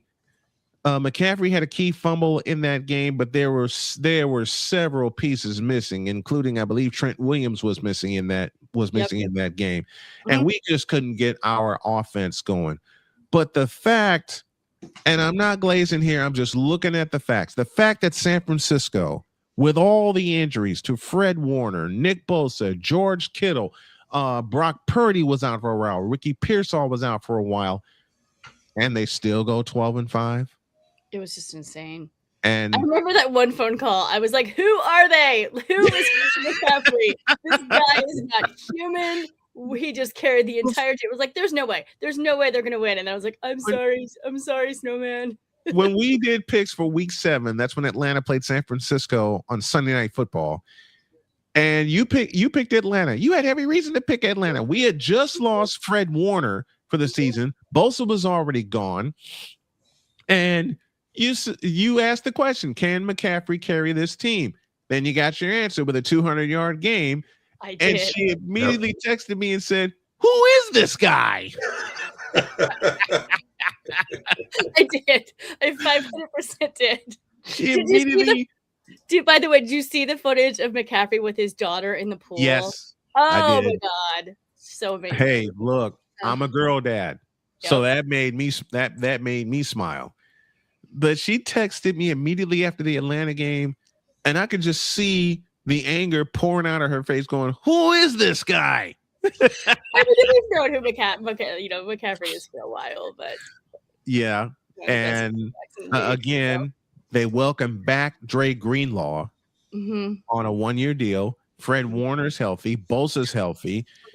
This is a scare when they're healthy, which has been the bugaboo for San Francisco for a few years now. But I can say this, when they're healthy, they are quite dangerous. Yep. Oh yes. And you know who else is dangerous? I was gonna say, you know who else is dangerous? The Eagles during draft Philadelphia. season. Yep, Philadelphia. Howie Roseman, man. Eagles won the draft again, I feel like. Oh. Man, Eagles dove all the way in with what they needed. Yeah, absolutely. They Snipe dove. Pittsburgh for Mekhi Lemon. That was amazing. Yes. Well, and That's here's awesome. and here's the funny thing is I two funny things. I don't know if I can announce this. I'm going to be working a little bit with the Steelers this summer. I can't announce why, where, anything yet, but that's coming. That's coming in the pipeline. I'm very excited. So I love it that it was like Steelers Eagles when that happened. Here's the funny thing. I'm at the Rams. I'm texting with Chet Lemon, who is Chet Lemon Jr., Chet Lemon, Detroit Tigers, MLB. May he rest in peace. I'm texting with Chet and not even thinking. Like we're talking about other stuff. Like we're talking about Rams, and I'm focused on Rams because I'm there. And he's like, yeah. He's like, so glad you guys got my cousin. And I was like, wait, not even thinking. And I'm like, wait, what? He's like, you guys, Eagles, my cousin, Lemon. And I was like, oh my God. He's like, Deb, really? I was like, wait, Mekhi. And he literally sends me a picture, like 3 pictures of him and Mekhi Lemon like together. I was like, okay, I will be home this summer. You know, I'm doing an interview with him, right? Good. You better. That's right. You better. It was really funny, but I was like, oh, not even put 2 and 2 together. Like his family, obviously, has a very, very athletic family. That Lemon name, So yeah, I was very excited that. Because we all thought Lemon was going to go to the Rams. Like that was the pick. That was the number 1 pick. And when Ty Simpson was announced, we're all like, what? Like you were going to pick the USC guy. You were going to pick the LA guy who's an amazing wide receiver. Like you're going to pick a wide receiver, right? And then, and then it didn't happen. And then Lemon went to the Eagles, which I'm very happy about. And it actually took a while for the Rams to pick a wide receiver. They went round 6, number 197 with CJ Daniels, who I'm very excited about. But we and even who was it? It was Nate. Nate Atkins on The Athletic. He actually asked in the press conference, like to Les and to McVay, like, when are we going to see a wide receiver here? Because they went, they did Ty, and then they drafted Max Clare, tight end. And then they went OT after that with Keegan Trost. And then finally, on the last day, we saw a wide receiver. And everybody was expecting that on the first pick. So, yeah. With San Francisco, they traded out of the first round because all the picks they wanted were already gone. They were looking at Kalen. They were definitely looking at Kalen Proctor, which Pizzle had him drafted by San Francisco in his mock draft. Proctor was gone. There was another tackle that I was looking at. He was gone. So they traded the pick out of the first round, and then they snatched Dejon Stribling out of Ole Miss to start the second round. So they get Mike Evans on a 3-year deal. Pearsall's healthy, and now you get this guy in Dejon Stribling. What? Is it Christmas in Santa Clara again for San Francisco? I mean, and Pizzle, you mentioned it. Droid's here. We'll bring him in a minute with his thoughts. Brock Purdy gets Mike Evans for a couple of years to play with, and then you get the most likely the third down replacement for Juwan Jennings, who's now in Minnesota. God bless you, Juwan Jennings. Then you get Dejon Stribling, who can be that third down receiver. If you watched the playoff this past year, besides the running back, who'd they trust? Who did Trinidad Chambliss trust on third down? Dejon Stribling. And he can run. He can absolutely run. Yeah, San Fran's going to be a force. They're going to be so dangerous. Here's the droid who wants to send some congratulations to Deb. Droid, go ahead. Hey, how are y'all doing this morning? Sorry, I was a little late. I kind of slept through all 4 of my alarms. I did too. I had an alarm set for when the show started. I had an alarm set for halftime for period 1. I had an alarm set for actual halftime, and then I woke up on the halftime alarm for the second hour. Listen, But- it is We're here now. okay. All that matters. It is okay because Droid was here when this happened last year. I had worked through the night. I didn't get any sleep. Jody came in here and said, "Please, you gotta come to bed." And I said, "I'll be in bed." I never went to bed. Next day, Jody's up. She gets going. She goes to work, but she listens through her headset and keeps us tuned in. I was 20 minutes away from pushing the button to start the show, and I made a very critical mistake. I leaned back in this chair, and I was a goner. Yep, that was your signature move. You kicked your feet up, leaned back in the chair. And I was a goner. I was gone. Everybody, the entire crew called me, wondering if I was okay. Like, yeah, I'm fine. I fell asleep. I finally crashed. But Droid wants to send some congratulations. Droid, go ahead. Well, I'm also here because I'm part of the show, but I think one of the better picks of the draft, one of the underrated picks of the draft, was the Philadelphia Eagles drafting their new tight end in the future, Eli Stowers, out of Vanderbilt. I've been watching Vanderbilt all for a couple years now, since Pavia got there. I like Stowers. Yeah. And Stowers is one heck of an athlete. He's not somebody you could just write off. Like you can't write Eli Stowers off just because of that pure athleticism that he has. So when you look at top tight ends of the draft, Eli Stowers is not everybody's first pick, but definitely one of the better tight ends. And the fact the Eagles got him makes me angry because now I have to face them. But also, it makes me happy because he went to a good organization instead of the Dallas Cowboys. So, agreed. Well, and Dallas Goedert. Agreed. He's on 1 year, so it's time to. And you know something? A lot of people doubted me when I said Dallas Goedert would get drafted out of South Dakota State. I had my eyes on him at South Dakota State, and then he gets drafted. Not only does he get drafted, he gets drafted by the Philadelphia Eagles. I was, they're gonna use him. He's gonna be dangerous. Yep. Well, just like Wemby gave me the shut up juice, Dallas Goedert has given people that have doubted him the shut up juice. But they do need a backup tight end. They do need a backup tight end because Eli Stowers is easily one of the better in that category, especially. Just watch the tape, man. I mean, that's all you really got to say about Eli Stowers. Just watch the tape. He's a very dominant guy. He doesn't. I mean, he had Diego Pavia, Mr. Undrafted, throwing to him. I mean, you can't really do a lot with a man that can barely see over his offensive line, let alone see you. So the fact he was still making catches, getting the yards, getting the stats with Mr. 5'2" at quarterback, I mean, it's really, really impressive. And I congratulate the Eagles on one of the best picks of the draft, honestly. Eli Stowers is a beast at tight end. He's a beast. People said it was an F pick, and I don't know why. No. Not How? Wait. Who said people from the 4-letter network said that it was an F pick. That's all I need to. You know what? That same 4-letter network said the same thing about DeJon Stribling and Wells out of Washington. Okay, they don't know what they don't know what they're talking about, and we do. All right, I'll leave it.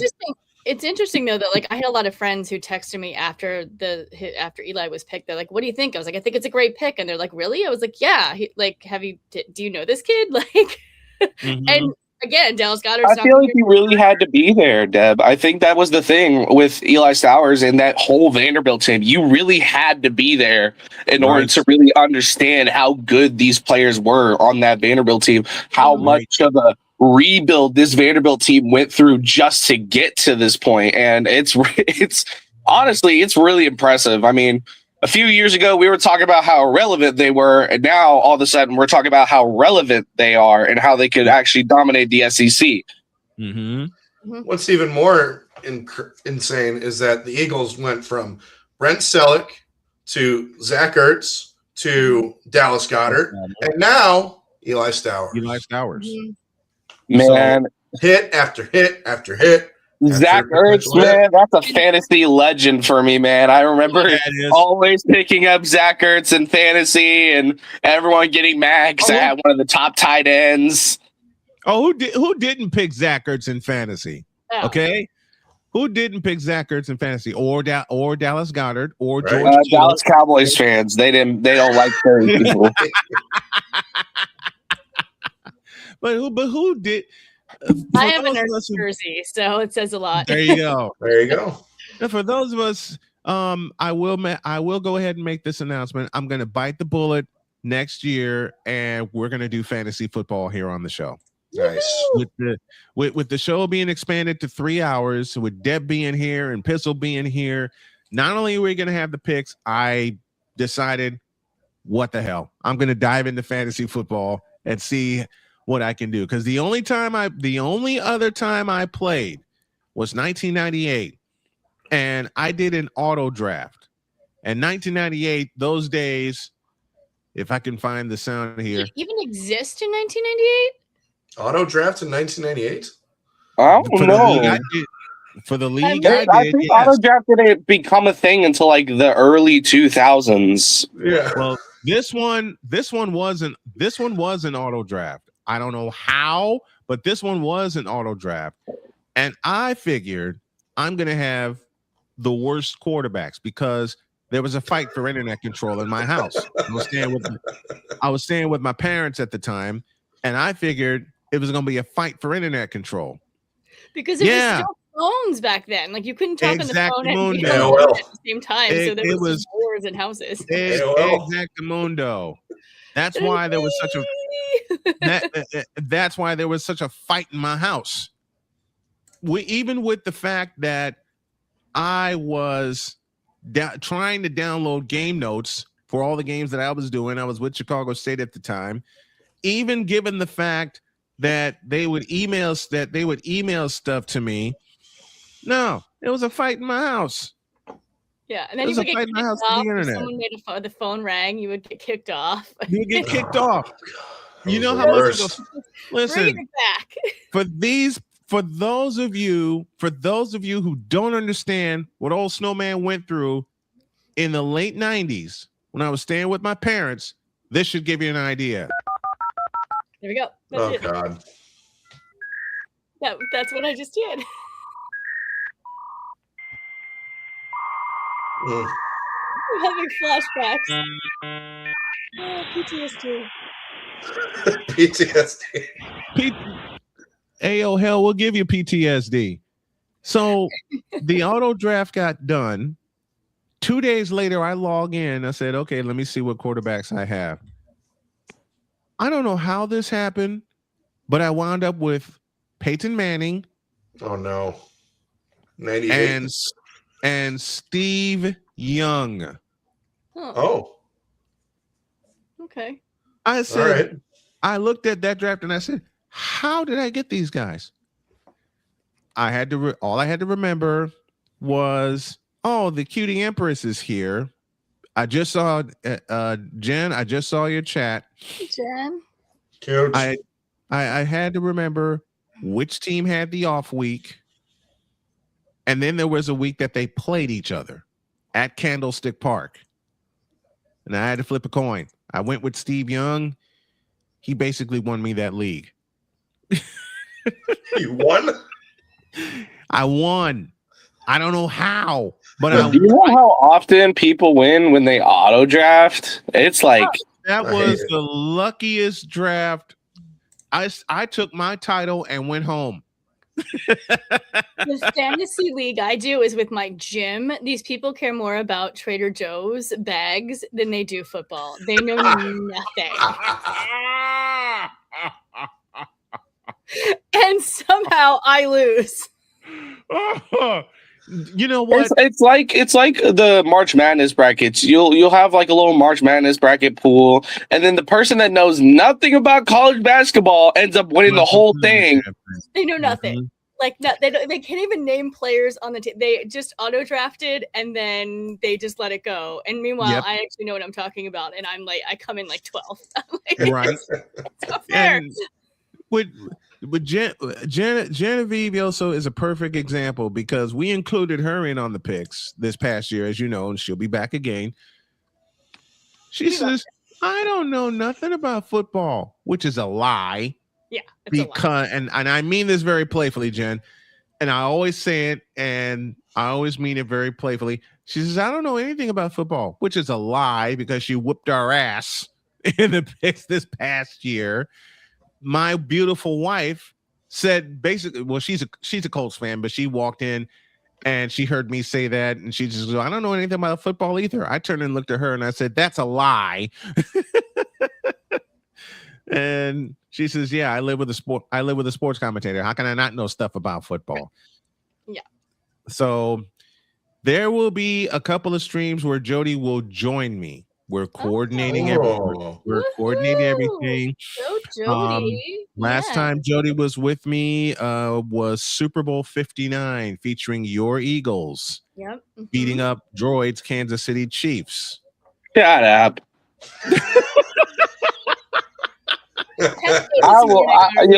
If I'm going down, I'll take Victor down with me. Don't think I'm playing.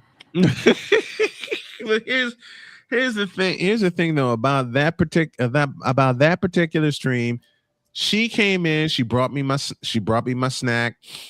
She brought in hers, and then there was this big glass of wine involved. And she says, "You can share this with me if you want." I did. I totally did. And she had to work the next day. She says, "I got to go to bed." I finished the game, signed off, went to bed. Best sleep I had in a while because I had Jody with me for the Super Bowl stream. We got to get on out of here. But Deb Whitkus, dear friend, very dear friend, she will join us for her. Can you believe this is going to be her third season with us? Yes. Wild, right? This is Deb's third season with us. This two-time Emmy. Let me throw her some flowers before we get out of here. This two-time Emmy award-winning producer, on a whim, said, "I'll join you." She said, "I'll join you for an interview." One interview became 2 interviews, and 2 interviews became a weekly appearance. And then she's here with us for the picks also, not just to talk football, but she makes picks with us. This is going to be her third season with us, which is wild. And I am hoping that you host a Super Bowl party and Jody and I and the bunch will be there on Radio Row and with you to celebrate SoFi State. The Blonde Blitz is going on its 4th season coming up. Can you believe that? Can you believe that? And I've been an often guest on the Blonde Blitz. I appreciate you. I've also stepped in as producer. But Deb, we love you. You're a godsend to us. And happy 3rd season with the crew. We love you very much. Thanks for letting me be here. I have a blast with you guys every week. It's so much fun. Deb Whitkus, everybody. Thank you. See you soon.